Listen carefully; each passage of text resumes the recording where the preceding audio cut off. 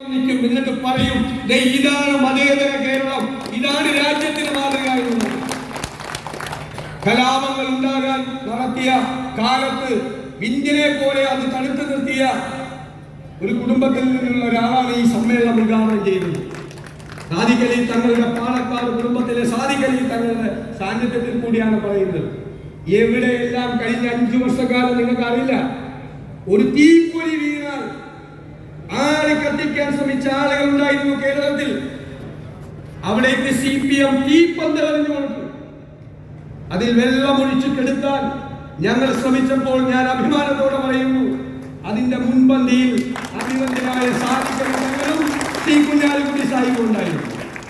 ഇപ്പൊ ലീഗിനോടാണ്, ഇവിടെ ലീഗിന്റെ പുറകെ കുറെ നടന്നാണ് വിളിച്ചത്. അവസാനം തങ്ങൾ വയനാട്ടിൽ വെച്ചൊരു പ്രസംഗം നടത്തി. തങ്ങൾ പറഞ്ഞു, UDF നിൽക്കാൻ 1000 കാരണങ്ങളുണ്ട്, LDF പോവാൻ ഒരു കാരണം പോലും ഇല്ലായിരുന്നു.